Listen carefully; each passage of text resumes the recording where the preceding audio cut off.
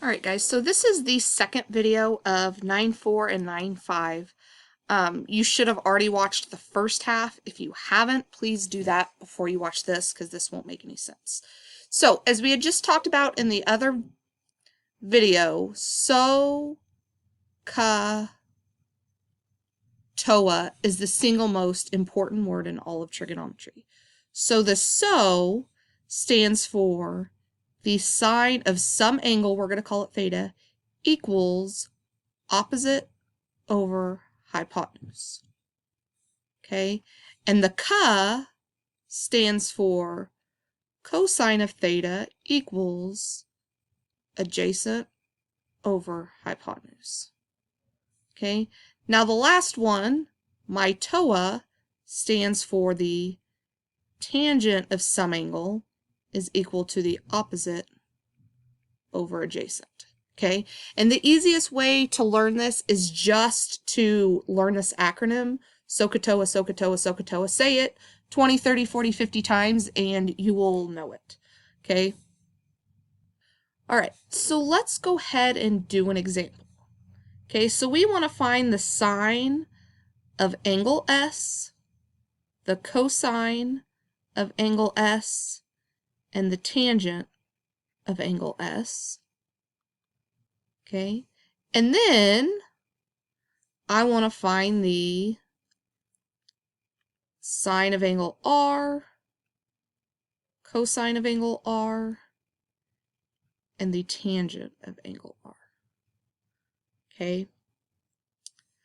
All right, so let's do my S first. So if I'm going to do my S, I'm going to make theta my S. Okay, this is going to be my reference angle. Now the first thing I'm going to do is I'm going to label all of the sides. So opposite of right is my hypotenuse. Opposite of S is my opposite. The other one's adjacent. Okay, so remember, SOHCAHTOA,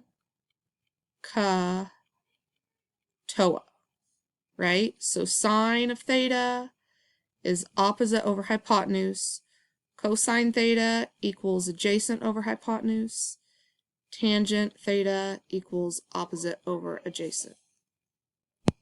Alright, so when I look at angle S, I'm going to do the sine, so I want opposite over hypotenuse. So opposite is 80, my hypotenuse is 82. So I'm just going to put 80 over 82.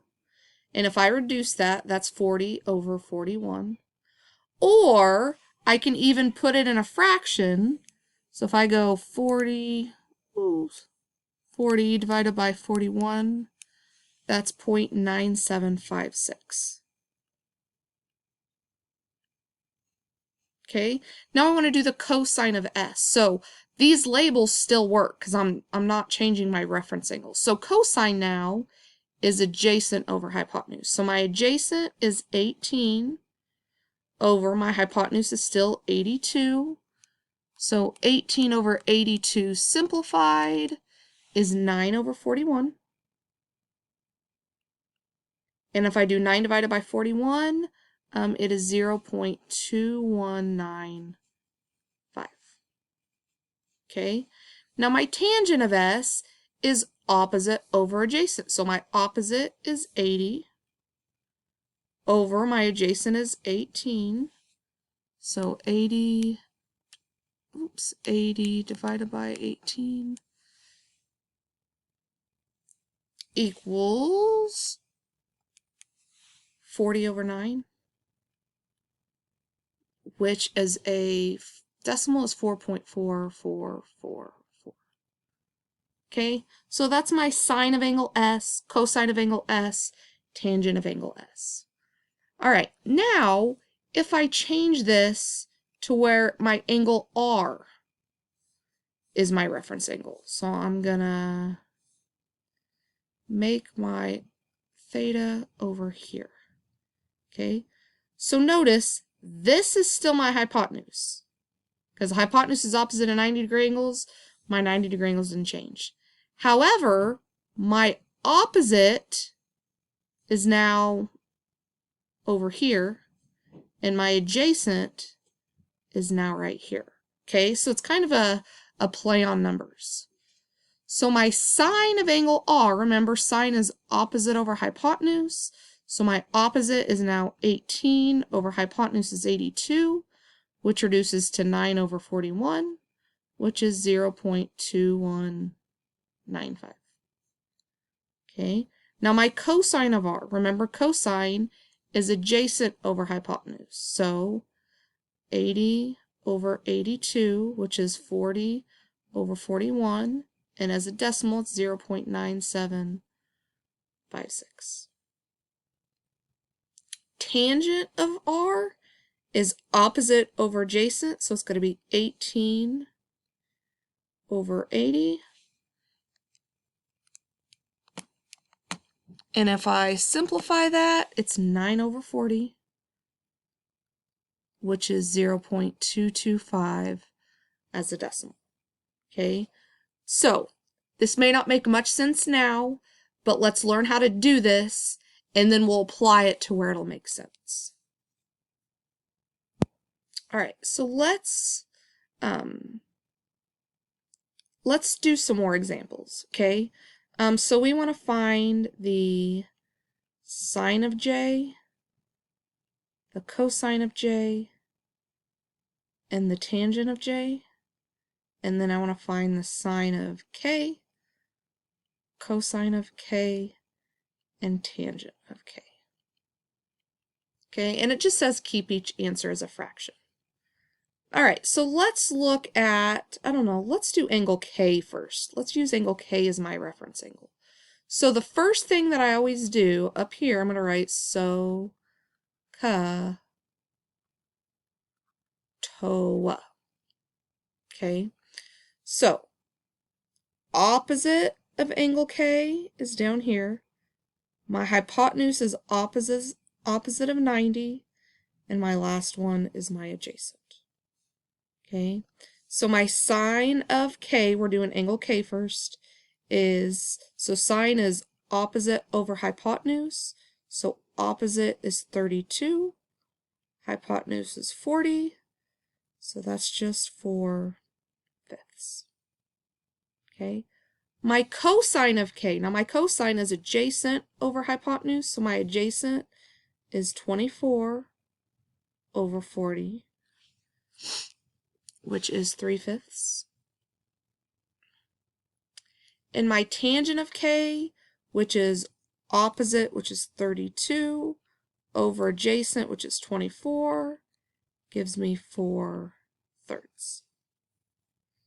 All right, now let's do it for angle J. Okay, so I'm going to redraw this. This is still my hypotenuse. Okay, J is now my reference angle. So opposite of J is 24. Like I said, this side is still my hypotenuse, and my third side's my adjacent. Okay, so if I find the sine of J, all I want is the opposite over hypotenuse, which is 24 over 40, which is 3/5.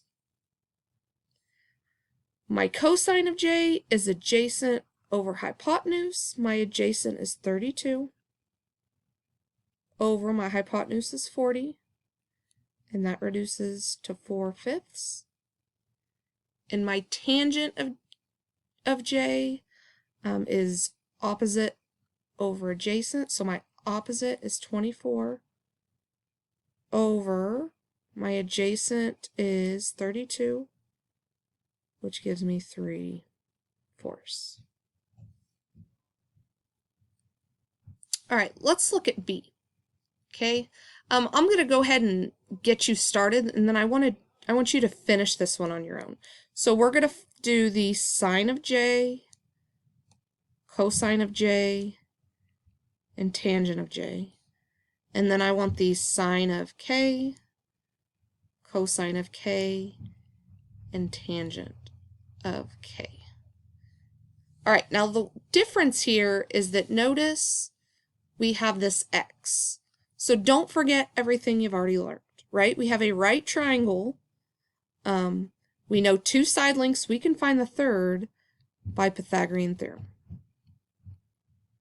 Okay, So go ahead and find x.